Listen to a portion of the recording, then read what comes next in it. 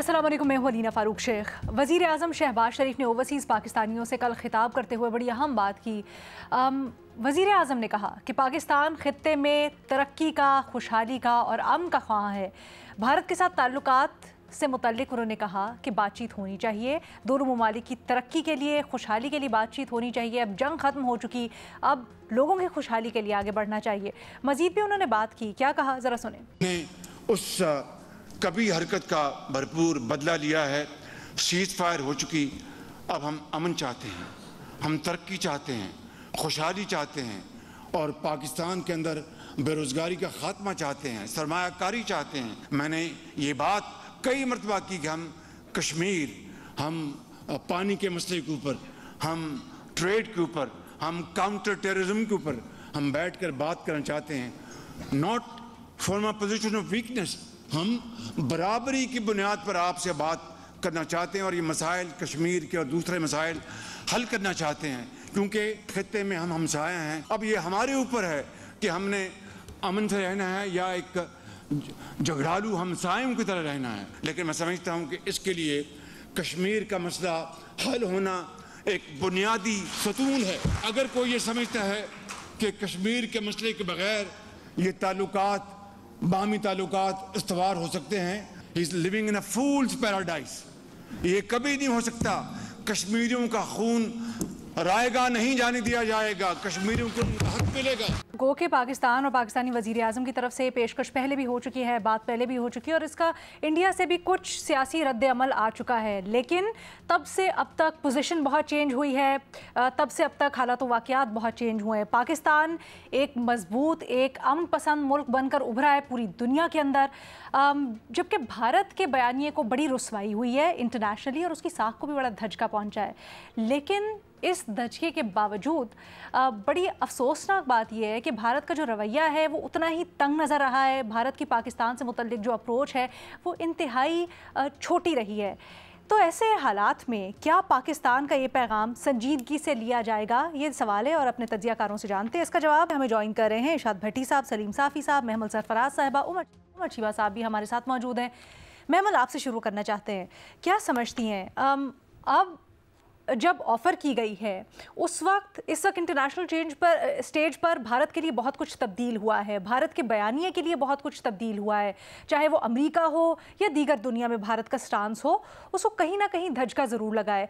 कहीं भारतीय हुकूमत में ये सेंस पाई जा रही है अभी कि अब शायद हल यही है मामलात का, या बेहतर ऑप्शन यही है कि मिलकर आगे बढ़ा जाए और ये जो पाकिस्तान ने एक बार फिर पैगाम दिया है इसके ऊपर पॉजिटिवली आगे बढ़ा जाए? देखिए रीना, पहली चीज तो ये है कि पाकिस्तान ने तो ये पैगाम को पहली बार नहीं दिया। आपको याद होगा कि जब इमरान खान साहब वजीर आजम थे, उस वक्त भी जब मोदी इलेक्शन जीते तो उसके बाद उनको यही पैगाम दिया गया, इसी तरह से बात की गई कि हम तो पीस चाहते हैं, फिर करतारपुर कॉरिडोर हो, अभिनंदन की वापसी हो। हमने तो बहुत गुडविल जेस्चर्स भी जो है वो भी किए। उसके बाद जब PDM-1 की हुकूमत बनी तो उस वक्त भी शहबाज शरीफ साहब ने जो है उन्होंने ये बात कही कि हम भारत के साथ जो है वो पीस चाहते हैं। हमें अक्टूबर 2022 में गालिबन उन्होंने ये बात की थी कि हम we are ready to engage with India. फिर उसके बाद उन्होंने जनवरी 2023 के अंदर भी इसी तरह की बात की थी कि हम जो है आपके साथ बैठकर और सीरियस टॉक्स करना चाहते हैं, रिजॉल्व करना चाहते हैं चीज़ें। फिर आपको याद होगा कि SCO समिट के वक्त जब अक्टूबर 2024 में मियां नवाज शरीफ साहब ने भी जो है उन्होंने एक भारतीय सहाफ़ी को जब इंटरव्यू दिया तो उसके अंदर भी उन्होंने कहा कि ये बेहतर होने चाहिए और ऑप्टिमिज्म उन्होंने शो किया। और इवन अलीना, जंग के बाद यानी कि जो हमने 10 मई को मुंह तोड़ जवाब दिया भारत को, उसके बाद भी DG ISPR साहब ने भी ये बात की कि एक्चुअली ये जो दो न्यूक्लियर ममालिक हैं इनके दरमियान तो कॉन्फ्लिक्ट होना एक एब्सर्डिटी है। और उन्होंने कहा उसको जो है उन्होंने कहा कि ये नहीं होना चाहिए और एक 1.6 बिलियन लोगों के लिए ये जो है एक नुकसान की बात है। तो और जो ये चाहता है वो म्यूचुअल डिस्ट्रक्शन चाहता है बेसिकली। फिर बिलावल भुट्टो साहब ने भी ये बात की जंग के बाद, उन्होंने कहा कि peace in South Asia would not be possible. तीन जो इश्यूज हैं उनको लाजमी रिजॉल्व करना पड़ेगा, कश्मीर, पानी और दहशतगर्दी, इन तीनों की। तो पाकिस्तान ने तो देखिए ये पहली बार बात नहीं की। शहबाज शरीफ साहब, मियां नवाज शरीफ साहब, बिलावल भुट्टो साहब और भी इमरान खान साहब और भी बहुत सारे लोग इस चीज की बात कर चुके हैं। अनफॉर्चुनेटली अलीना, भारत के अंदर जो है भारतीय हुकूमत, अगर मैं कहूँ मोदी रजीम के अंदर, इसके कोई टेकर्स नहीं है।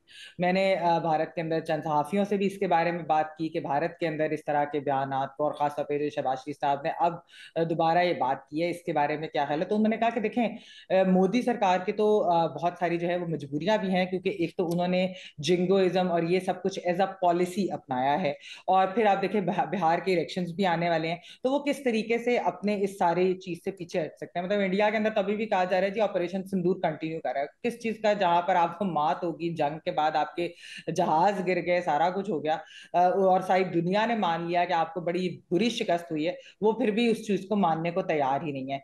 और अगर वो कोई ऐसी चीज यानी कि टॉक्स की बात करेंगे या पीस की बात, या इस चीज को अगर वेलकम करेंगे, तो फिर उनको ये भी डर है कि सदर ट्रंप जो है वो इस चीज को दोबारा ले आएंगे, कि उन्होंने कितनी दफा जो है सीज फायर उन्होंने कराया, और वो उनको साथ इकट्ठा बिठाया जाता है, ये सारा कुछ है। तो अगर आप भारत के मेन स्ट्रीम मीडिया को देखें, वो गोदी मीडिया जो है अक्कासी करता है मोदी रिजीम की सोच को। और वो तो एक क्रिकेट मैच के ऊपर आपने देख लिया था अलीना, कि उन्होंने किस किस्म का जो है एक जंग का माहौल दोबारा से बना दिया, क्योंकि जंग में तो वो हमें हरा नहीं सके, तो इसलिए उन्होंने वो क्रिकेट के मैदान को एक जंग का मैदान बना दिया, और ये वाली चीजें।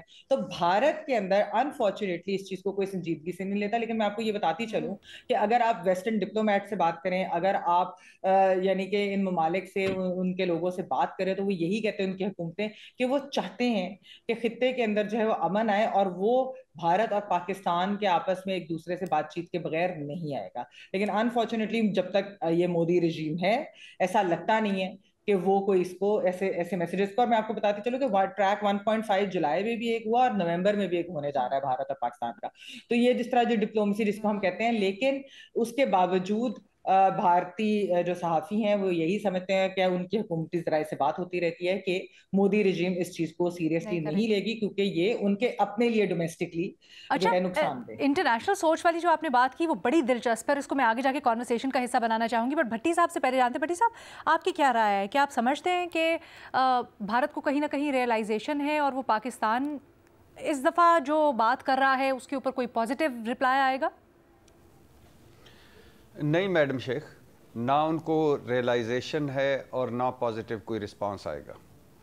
अगर हम ये मान लें, जैसा मैमल ने कहा, कि कश्मीर, पानी और दहशतगर्दी ये तीनों मसले इसी तरह सबसे बड़े मसले हैं, तो अब ये मसले किसने हल करने हैं, बड़ा सवाल है। दूसरा सवाल, इंटरनेशनल सोच है कि अमन हो, वेस्टर्न मुल्क चाहते हैं कि अमन कायम किया जाए, ये खित्ता क्यों नहीं चाहता, भारत क्यों नहीं चाहता, बड़ा सवाल है। ट्रंप जंग रुकवा सकते हैं, तो हम आपस में मिलकर क्यों ऐसा माहौल नहीं बना सकते कि जंग ना हो, यह भी बड़ा सवाल है। पाक भारत ताल्लुकात और पाकिस्तान का एक बार फिर अमन का पैगाम मैडम शेख।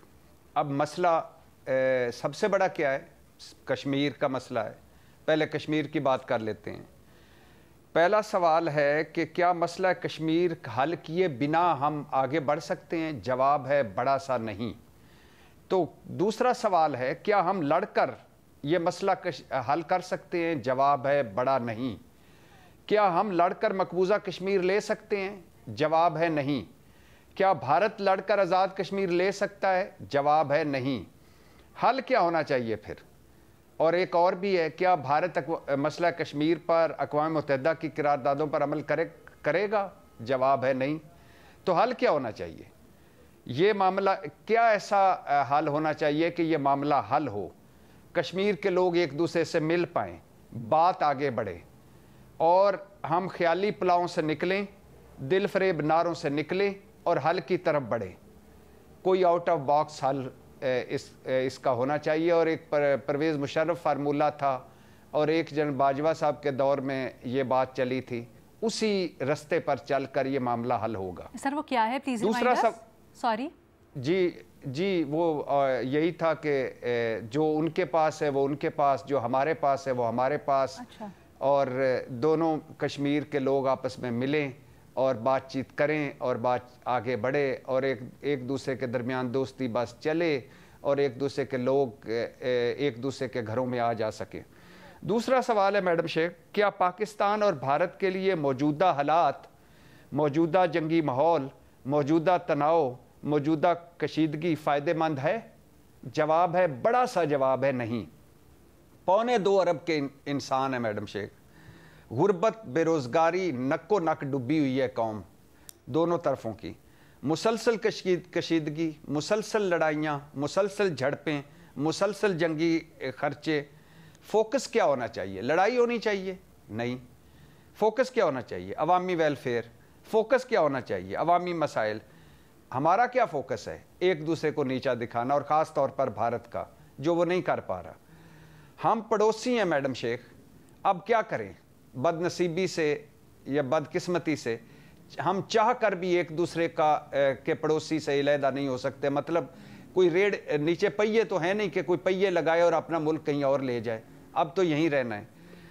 क्या तीसरा बड़ा सवाल, क्या मौजूदा हालात में अमन, भाईचारा, दोस्ती हो सकती है? मौजूदा हालात में जवाब है बड़ा सा नहीं। हमने मैडम शेख, सच्ची बात कर रहा हूं, अगर हम ना करते तो मैं कभी भी ना कहता। हमने अपनी गलतियों से सीखा है। अब हम एक अरसे से मुसलसल अमन चाहते हैं कि अमन हो, सुकून हो, ताल्लुकात बेहतर हों, मगर भारत नहीं चाहता। भारत डायरेक्ट भी उसने जंग मुसल्लत की, इनडायरेक्ट भी दहशतगर्दी करवा रहा है, और भारत मुसलसल जंगी जनून में मुब्तला है। अब आखिरी सवाल है मैडम शेख कि भारत क्यों नहीं चाहता जी? इसलिए भारत नहीं चाहता कि भारत इंतहा पसंदों के नरगे में है। नरेंद्र मोदी की सियासत पाकिस्तान दुश्मनी है। नरेंद्र मोदी एंड कंपनी ताज़ा ताज़ा हारी हुई है, ताज़ा ताज़ा मार खाई है उन्होंने। नरेंद्र मोदी की पूरी सियासत दांव पर लगी हुई है। लिहाजा अब जो खेल के मैदान में सियासत कर रहे हों, अब जो खेल के मैदान में साजिशें कर रहे हों, अब जो खेल के मैदान में हाथ नहीं मिला रहे, वो बाकी मैदानों में हाथ कैसे मिलाएंगे? अमन की तरफ कैसे आएंगे? दोस्ती की तरफ कैसे आएंगे? लिहाजा मैडम शेख, 100 बातों की एक बात है कि अभी वक्त नहीं है, अभी कुछ नहीं होना। अभी भारत मौजूदा सूरत हाल से मूव ऑन नहीं करने की पोजीशन में नहीं है। अभी इंतज़ार ही किया जा सकता है अच्छे वक्तों का। शायद नरेंद्र मोदी साहब एंड कंपनी रुखसत हो तो भारत को अकल आए और हम इस तरफ बढ़ें। अभी कुछ नहीं हो सकता। उमर चीमा साहब, क्या आपकी भी यही सोच है? क्योंकि ये भी हकीकत है कि भारत को, चाहे वो क्रिकेट के मैदान में जैसे भट्टी साहब ने एक्सप्लेन किया, या फिर दीगर जगहों पर बड़ी अपने स्टांस की वजह से रुसवाई भी हुई है। और फिर महमल ने बड़े एक इंटरेस्टिंग पॉइंट मेंशन किया। उन्होंने कहा कि इंटरनेशनल कम्युनिटी की कहीं ना कहीं ये सोच पाई जाती है कि पाकिस्तान और भारत के दरमियान में अमन होना चाहिए। कुछ ना कुछ भारत को अमेरिका या इंटरनेशनल ताकतें जो है वो कन्विंस कर सकेंगी कि आओ बैठो, अमन करो इस खित्ते में की खातिर।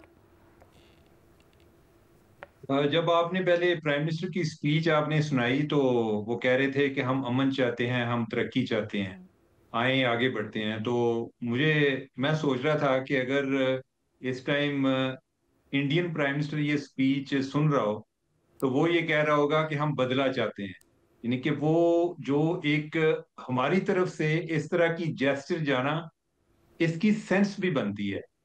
हम एक इस टाइम एक जीती हुई कौम है, यानी कि जो जो एक विक्टर होता है ना, वो उसके लिए इस तरह की जेस्चर शो करना कोई मुश्किल काम नहीं होता, बल्कि उसको एक अपर हैंड हासिल होता है।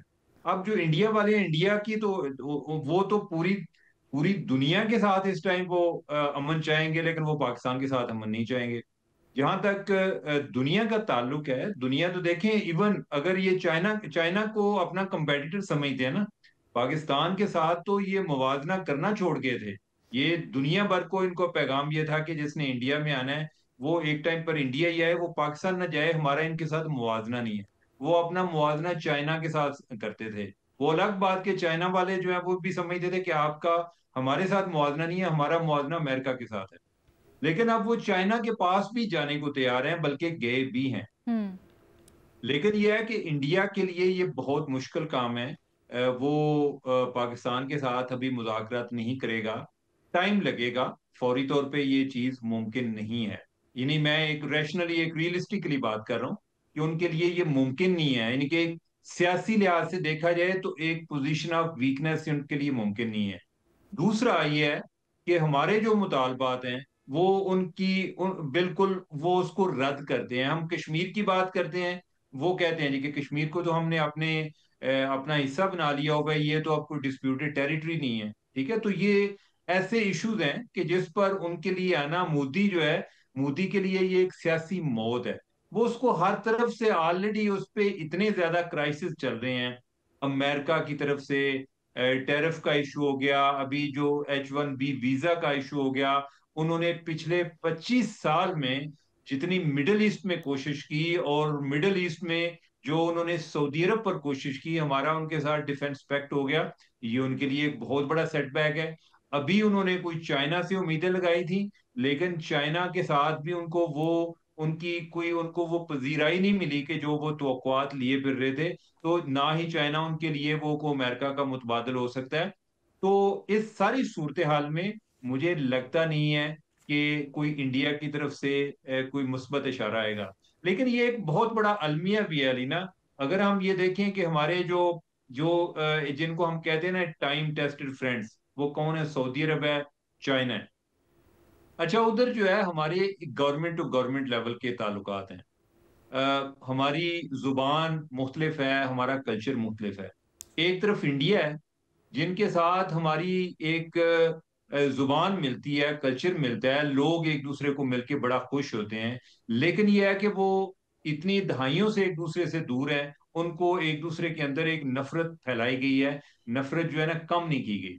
तो ये बड़ी ही एक पॉजिटिव डेवलपमेंट होगी कि अगर वो इस पर आए। अभी इंडिया को टाइम लगेगा। हम्म। अब जरा इनके एक जर्नी को जरा इमेजिन करें कि कोई ज्यादा देर पहले की बात नहीं है कि जब पाकिस्तान ये बात करता था कि हम चाहते हैं कि इंडिया के साथ तजारत भी करें। इंडिया ने जवाब देना ही हमें छोड़ दिया था। उन्होंने हमें बिल्कुल राइट ऑफ कर दिया था। हम्म। अब जो है वो चाहते जरूर हैं। नहीं कि अब वो हो सकता है कि दिल ही दिल में सोचते हो कि काश ये दरमियान में पहलगाम वाला वाकया ना होता, या अगर हो गया होता, हो भी गया है, तो हम कोई ऑपरेशन सिंदूर ना करते, तो हम कोई इनके साथ को मामला बेहतर कर लेते। वो अब चाहते हैं, और मेरा ख्याल है कि उनको बड़ी रियलाइजेशन हुई है। सही। पाकिस्तान को अल्हम्दुलिल्लाह अपना खोया हुआ मुकाम दोबारा से मिला है, बल्कि उससे ज्यादा बेहतर मिला है। तो टाइम लगेगा, हो सकता है कि कोई साल लगे, 2 साल लगे।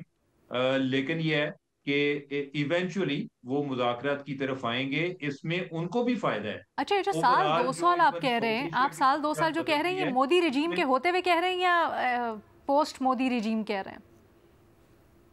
अलीना, एक तो अगर देखें रियलिस्टिकली स्पीकिंग, तो हमारे यहाँ दोनों तरफ जब 2 दफा अमन की बात हुई है इंडिया के साथ, तो उस टाइम बीजेपी के प्राइम मिनिस्टर थे। पहले वाजपेयी थे, बाद में मोदी थे, और दोनों पाकिस्तान आए। मोदी वो शख्स है कि जो एक एंटी पाकिस्तान वोट पर आया था जी, कि मेरी 56 इंच की छाती है और मैं पाकिस्तान को सबक सिखाऊंगा। ये जो प्राइम मिनिस्टर नवाज शरीफ थे, उनकी एक बहुत बड़ी विक्ट्री थी कि मोदी पाकिस्तान में आया। लेकिन अनफॉर्चुनेटली हमारे पार्ट पर भी कोई गलतियां हुई हैं। हमने भी कोई इतना कोई अच्छा रोल नहीं प्ले किया। एन मुमकिन है कि मोदी के होते हुए आ जाए, लेकिन उसके ठीक है। लिए उसको पहले सियासी तौर पे अपने आप को संभलना पड़ेगा। ओके। जब तक वो स्टेबल नहीं होता, वो पाकिस्तान की तरफ तो सोचना उसके लिए और ज्यादा एक नया पॉलिटिकल ओके। क्राइसिस क्रिएट करेगा। ओके। वो एक एंटी पाकिस्तान सेंटीमेंट को रिप्रेजेंट करता है। तो ऐसे मौके पे चले। तो वो अच्छा इस चीमा तरह साहब, की बिल्कुल आपको आपकी बात हम समझ गए। ज़रा इसी को मैं आगे सलीम साफ़ी साहब की तरफ बढ़ाना चाहती हूँ। साफ़ी साहब, आप बुनियादी सवाल का तो जवाब देंगे, लेकिन थोड़ा सा हट कर सवाल ये भी कि अगर अभी मुस्तकबिल करीब में नज़र नहीं आता कि पाकिस्तान इंडिया या इंडिया पाकिस्तान की इस पेशकश का मुस्बत जवाब देगा, तो फिर हल क्या? इंतज़ार के अलावा और कोई हल नहीं है क्या? देखिए, यही बात समझाने की हम कोशिश कर रहे हैं हिंदुस्तान की क़यादत को कि आखिर कब तक ये स्टेटस को रखेंगे, कब तक कश्मीरियों को ग़ुलाम रखेंगे, और कब तक जो है पाकिस्तान के साथ दुश्मनी वाली फ़िज़ा रखेंगे। लेकिन इस वक्त तो सूरत हाल ये है कि हिंदुस्तान ये भी नहीं चाहता कि उसके खिलाड़ी पाकिस्तान के खिलाड़ियों से हाथ मिला दे तो को जाके वो कश्मीर पे बात करें। इससे पहले उनका मौक़िफ़ ये होता था कि हमारा मौक़िफ़ ये होता था कि कश्मीर पे बातचीत बातचीत हो। उनका मौक़िफ़ होता था कि दहशतगर्दी पे बात होगी लेकिन कश्मीर पे बात नहीं होगी। उनका तो कहना ये है कि ये कश्मीर तो हमारा है, और उसकी स्टेटस भी उन्होंने तब्दील कर दी मोदी ने आके इक़्तिदार में। लेकिन साथ वो कहते कि ये कश्मीर तो हमारा है, इस पे तो बात नहीं होगी। अगर बात होगी भी तो वो पाकिस्तानी कश्मीर पे होगी। उनका मौक़िफ़ वो इस हद तक इंतहा पसंदाना है। दूसरी तरफ पाकिस्तान का मौक़िफ़ ये है, और कश्मीरियों की ख्वाहिश भी ये है कि मकबूजा कश्मीर भी पाकिस्तान का है। मेरे ख्याल में हमारी ज़िंदगी में दो बड़े अच्छे मौके आए थे कि उस दौरान कोई हल निकल सकता था। एक उस वक़्त कि जब वाजपेयी पाकिस्तान आए थे और नवाज शरीफ के साथ उसने फार्मूले डिस्कस किए थे कि किस तरीके से किया जा सकता है कश्मीर के मसले को हल। और दूसरा परवेज़ मुशर्रफ के दौर में भी वो आया था कि जब चनाव फार्मूले और इस तरह की चीज़ों पे बात हुई थी। लेकिन वो दो मौके या हमारी गलती से या हिंदुस्तान की गलती से ज़ाया हो गए, और उसके बाद से अभी तक कोई ऐसी फ़िज़ा नहीं बनी है कि हम मुज़ाकरात करें। लेकिन अब ये जो मारे गए हक के बाद तो हिंदुस्तान को बड़ी सुबकी उठानी पड़ी है। और आप देखें कि एक तरफ वो इस हद तक जा रहा है और इतने उनके मामलात ख़राब है और इतनी उनकी खारजा पॉलिसी फ़ैल हो गई है कि वो जिस चीन के मुकाबले का दावा कर रहा था, जिस चीन के साथ उसकी जंगें भी हुई हैं, जिस चीन के लिए ये ख्याल था कि अमेरिका इंडिया को तैयार कर रहा है, उस चीन का उन्होंने दौरा भी किया और उनके साथ ताल्लुकात भी बेहतर बनाना चाहता है। लेकिन पाकिस्तान के साथ मोदी हाथ भी नहीं मिलाना चाहता, बात भी नहीं करना चाहता। तो मेरे ख्याल में मोदी के दौर में न सिर्फ ये कि मुज़ाकरात मुमकिन नहीं है, कश्मीर का हल तो बहुत दूर की बात है, क्योंकि मुज़ाकरात होंगे ही तो कश्मीर का मसला उस पर बात होगी और उसका कोई हल निकलेगा। लेकिन उन्होंने इतना जहर घोल दिया है हिंदुस्तान के अंदर, सिविल सोसाइटी में भी, मीडिया में भी और बाकी जगहों पे भी, कि अब उसके बाद आने वाले हुक्मरानों के लिए भी पाकिस्तान के साथ बात करना और कश्मीर के मसले का पुरअमन हल निकालना आसान नहीं होगा। ये बहुत अहम बात कर रहे हैं आप। सलीम साफ़ी साहब, अगर बीजेपी की हुकूमत नहीं रहती, कोई और पार्टी आती है, लेट्स से कांग्रेस, तब भी?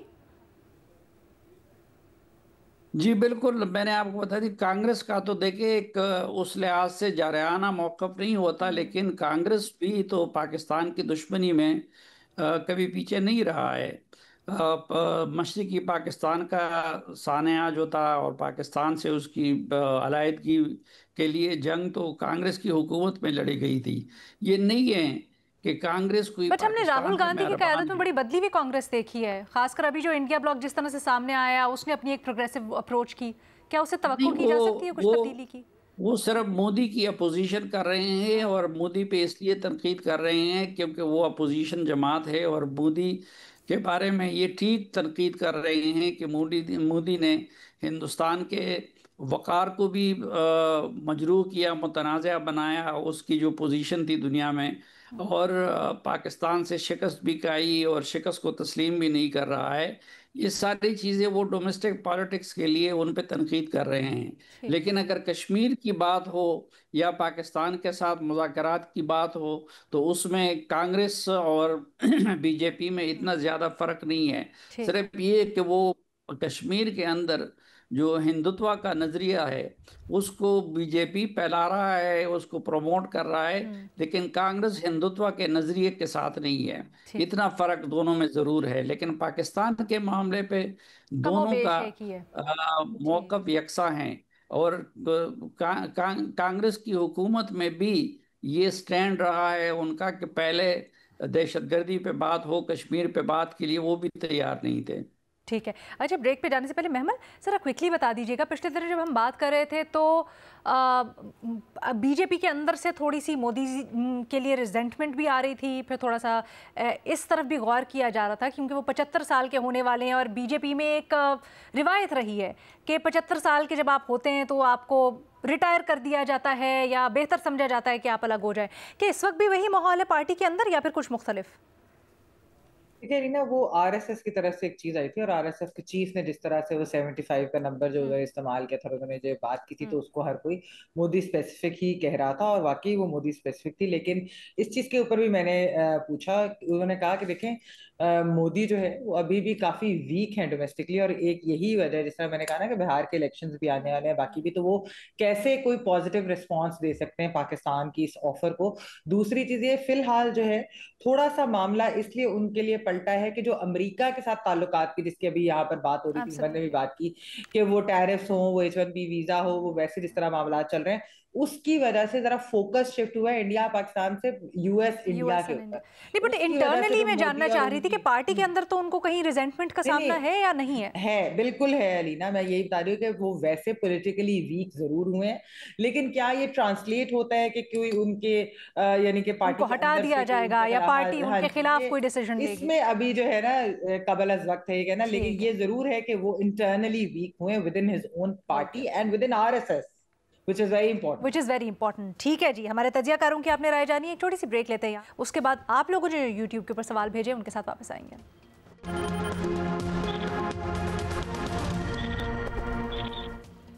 Welcome back. सलीम साफ़ी साहब से करते हैं पहला सवाल। साफ़ी साहब, आपसे पूछा जा रहा है पाक सऊदी माहिदे से मुतल्लिक, माहिदे के ऊपर हुकूमत पाकिस्तान ने फैसला किया है कि वो पार्लियामेंट को एतमाद में लेगी।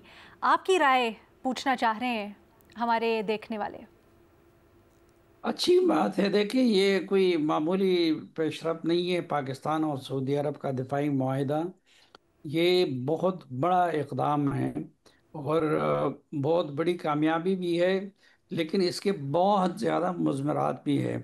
तो अगर पार्लियामेंट को एतमाद में लिया जाए तो ये बेहतर बात है। वैसे भी प्राइम मिनिस्टर अगर उन्होंने दस्तखत किए हैं तो वो लीडर ऑफ द हाउस होता है, पार्लियामेंट का सरबराह समझा जाता है, लेकिन उसमें अपोजिशन की सह भी आ जाएगी और पार्लियामेंटेरियन की सह भी आ जाएंगी। तो इतनी अहम डेवलपमेंट की पार्लियामेंट से मंजूरी लेना, ये अच्छी बात न सिर्फ है बल्कि शायद इसकी ज़रूरत भी थी। सर, क्या समझते हैं कि खुली पार्लियामेंट में इसको डिस्कस होना चाहिए या फिर कुछ इन कैमरा इजलास होना चाहिए? नहीं नहीं, मेरे ख्याल में ये ऐसा इशू है कि इसको ओपनली डिस्कस करना चाहिए। सऊदी अरब के बारे में हमारे ख्यालात ढके छुपे नहीं रहने चाहिए, और ना ढके छुपे हैं, और ना मैं समझता हूँ कि पार्लियामेंट के अंदर कोई इतना इसके कोई ऐसे सेंसिटिव पहलू है कि जो अगर सामने आ जाए तो उसका नुकसान होगा।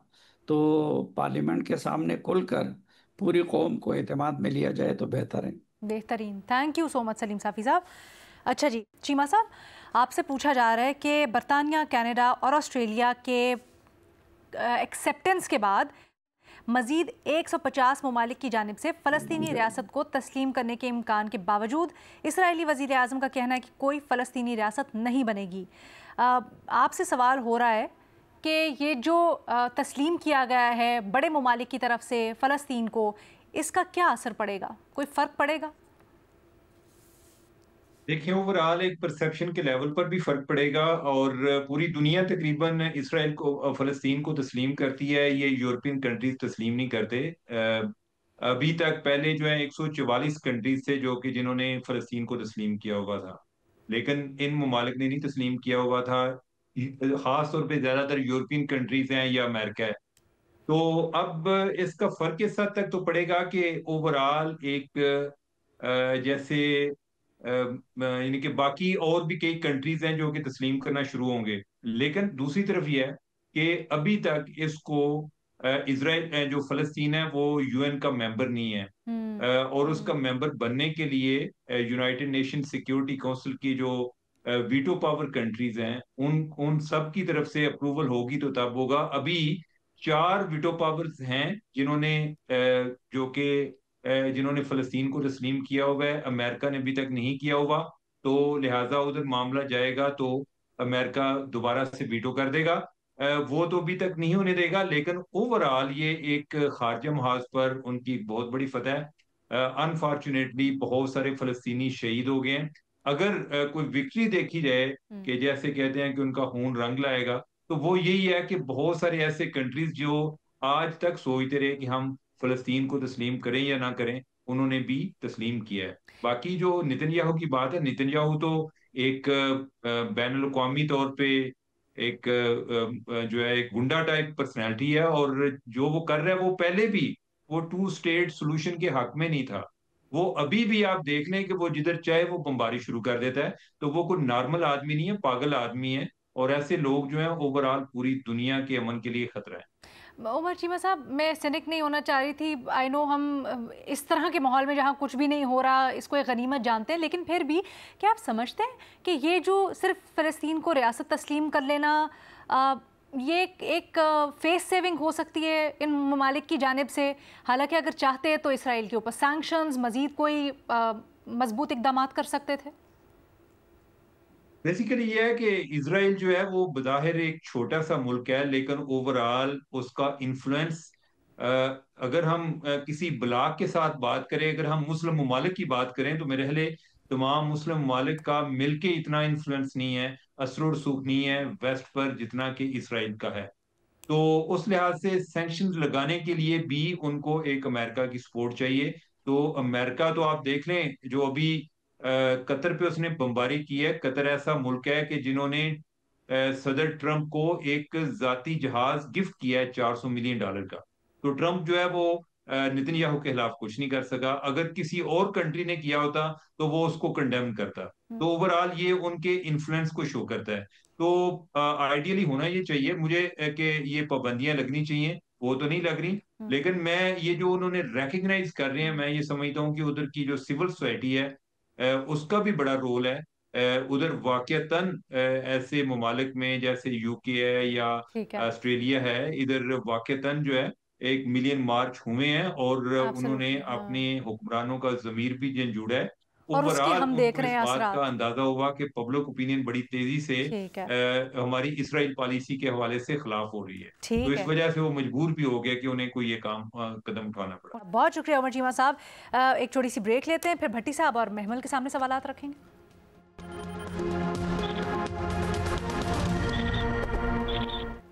Welcome back. यूट्यूब सवालात हम अपने तजियाकारों के सामने रख रहे हैं। भट्टी साहब, आपसे सवाल हुआ है मरीम नवाज़ के बयान पर। मरीम नवाज़ कहती हैं कि एक्सप्रेसवे एटमी धमाके नवाज शरीफ ने किए, मुल्क से नवाज शरीफ की खिदमात अगर निकाल दें तो खंडरात के अलावा कुछ नहीं बचेंगे। इस पर आपकी राय क्या है? क्या ऐसा ही है? दुरुस्त है बयान मरीम नवाज़ का? मैडम शेख, अगर मुल्क से पीपल्स पार्टी ये जो पिछले ये जो 88 से लेकर अब तक पीपल्स पार्टी और मुस्लिम लीग को निकाल दिया जाए तो जो खंडरात हैं ये शानदार इमारतें होती।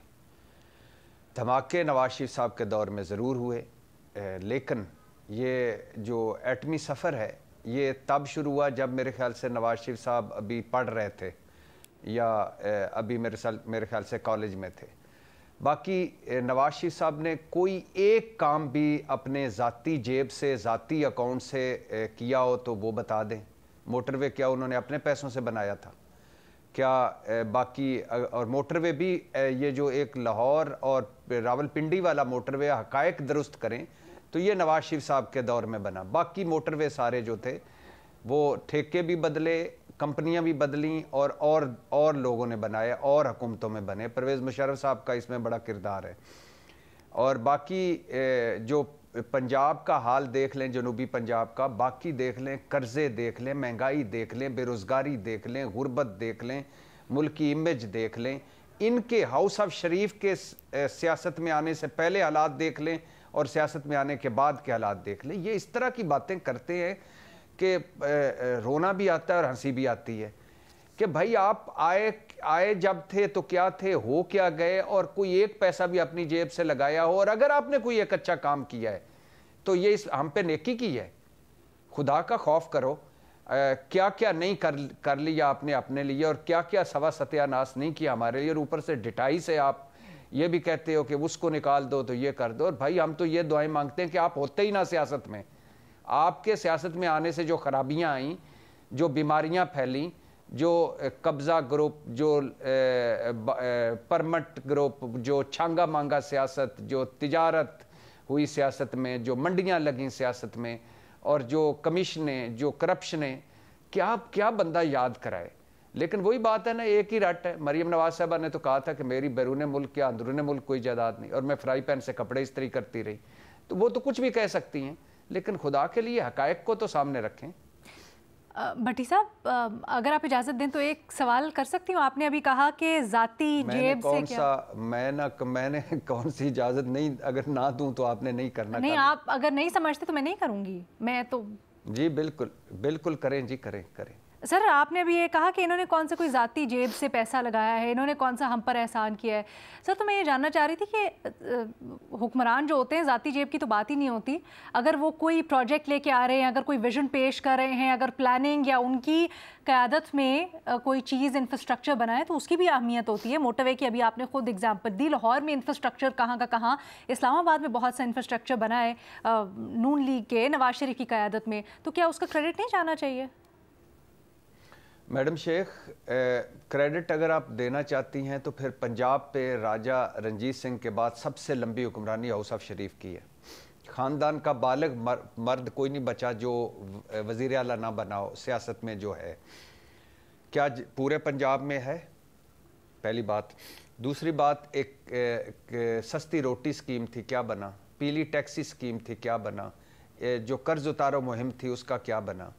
और जो हमने एशियन टाइगर बनना था उसका क्या बना? जो सियासत में, मैं फिर कह रहा हूँ, सियासत में आने से पहले इनकी तरक्कियाँ और सियासत में आने के बाद इनकी तरक्कियाँ, इनकी मिलें, इनकी सनतें सोना उगल रही हैं, और हमारी जो मुल्क की सारी चीज़ें हैं वो क्या हैं, वो कहाँ चली गई? हमारे मुल्क की स्टील मिल हो, हमारे मुल्क की शुगर मिलें हो, जो भी हो, जो सरकारी PIA हो, रेलवे हो, उसका क्या हाल कर दिया।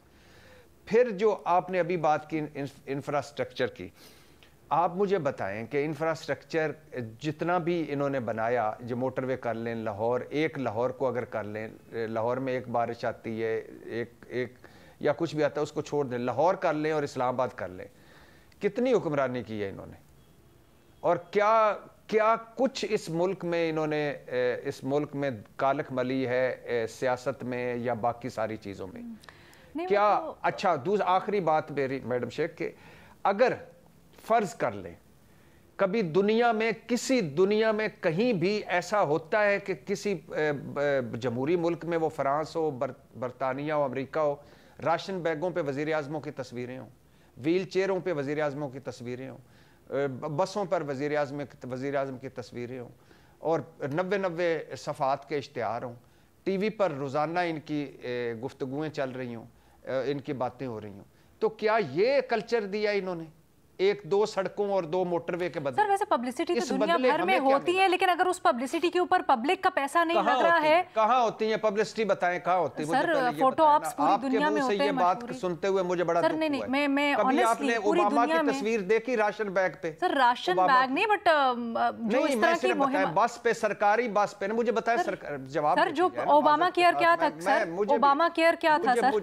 नहीं, मुझे एक नहीं, ओबामा केयर पे क्या तस्वीरें लगी हुई थी? सर, उनका नाम अटैच था सर, क्लिनिक्स और नहीं, ओबामा केयर पे तस्वीरें लगी हुई थी। सर, अमेरिका का सबसे बड़ा हेल्थ प्रोग्राम था। सर नहीं, अमेरिका का सबसे बड़ा हेल्थ प्रोग्राम था, वो ओबामा के नाम से एसोसिएटेड था। बात ये नहीं है, बात मैं आपसे एक्चुअली ये क्लैरिफाई करना मुझे सिर्फ सिंपल से नहीं, बात ये नहीं, इधर से ना निकलें प्लीज, मुझे बात का जवाब देना। मैं तो आपको एग्जांपल दे दिया सर। किस बस पे? नहीं, आप गलत एग्जांपल दे रही हैं। सर, अमेरिका का पब्लिक हेल्थ प्रोग्राम का मैंने आपको बता दिया, तो जिसको फिर आके ट्रंप ने अच्छा, मुझे बताएं कि उस पे रोज 2-2 घंटों के इश्तिहार चलते थे, 90 सफ़ों के इश्तिहार चलते थे, उसके ऊपर हम बसों पे तस्वीरें होती थी, व्हील चेयरों पे तस्वीरें होती थी, डेंगू के इश्तिहारों में ओबामा की तस्वीर आती थी, इधर कैंसर का कोई इलाज हो रहा उस पर ओबामा की तस्वीर आती थी, जच्चा बच्चा का अगर कोई प्रोजेक्ट है उसके साथ ओबामा की तस्वीर मुस्कुराते हुए आती थी। ऐसा होता था? सर, अगले बंदे ने अपना नाम लगा दिया। ओबामा का बेटा आया है सियासत में। एक और चीज, ओबामा की एक बेटी, एक सुनिए ना, ओबामा की बेटी सियासत में आई, ओबामा की बीवी सियासत में आई, ओबामा का बाप सियासत में आया, ओबामा का चाचा मामा वजीर आज़म हाउस। सर, अभी किसी और तरफ जा रहे हैं। नहीं, एक सेकंड ना सर, ये किसी और तरफ जा रहे हैं। आपने और तो ये पूछा, आपने मुझे इंफ्रास्ट्रक्चर कहा। नहीं, आपने मुझसे पूछा, आप तशहीरी मुहिम के ऊपर कमेंट कर रहे थे, तो मैंने उस पे कहा कि अगर पब्लिक एक्सचेकर की मनी नहीं, 2 सड़कों 2 प्रोजेक्टों के बदले हमें क्या दिया? कल्चर तबाह कर दिया हमारा, सियासत तबाह कर दी हमारी, हमारा मुआशरत तबाह कर दी इन लोगों ने, इन दो खानदानों ने। आप हमें दो सड़कों पे कर रही हैं, दो सड़कों पे घूमते जाओ वहीं पार्लियामेंट का तकद्दुस ढूंढो, वहीं वोट की इज्जत ढूंढो, वहीं आजाद अदलिया ढूंढो, वहीं हम मोटरवे पे सफर करके हम नहीं, देखिए ये कोई नहीं कह रहा। ओबामा देखा है, ओबामा का, ओबामा का निजाम देखा है सर। एक मिनट सर, वहां पर भी बड़ी प्रॉब्लम्स है। एक मिनट सर, हम सिर्फ यहाँ पर ये कह रहे थे, आपने कहा जाती जेब से इन्होंने क्या लगाया, हमें तो लूट के खा गए।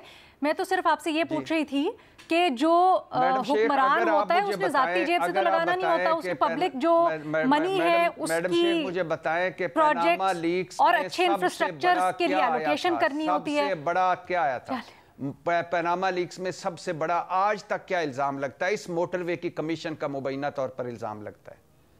कोई एक मुझे मंसूबा बताएं जो बर वक्त बनाओ, जो कमीशन या उसके बगैर बनाओ।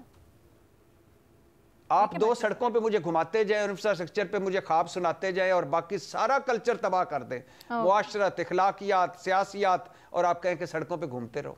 तो नहीं और होना आप मिसालें दे रही हैं ओबामा की। मैं तो दे रही हूँ, आपसे पूछ रही थी, आप जवाब देने का भी हक रखते हैं। अज़मत को सलाम। ठीक है जी भट्टी साहब, आपका जवाब सर आंखों पे। आगे बढ़ते हैं हम, महमल की तरफ बढ़ते हैं। महमल, आपसे कल के हीटेड मैच से मुतालिक सवाल हो रहा है। आपसे जानना चाहते हैं, पाक भारत मैच के दौरान हारिस रऊफ ने इशारा किया 6-0 का। अब बड़ी इसके ऊपर चर्चा हो रही है, एक बहस भी छिड़ गई है। कुछ लोग हैं जो समझते हैं कि हारिस रऊफ को ऐसा नहीं करना चाहिए था। अगर पाकिस्तान ने हायर मॉल ग्राउंड लिया था, एक पोजीशन ली हुई थी, तो उसके ऊपर ग्रेस दिखानी चाहिए थी, कायम रहना चाहिए था।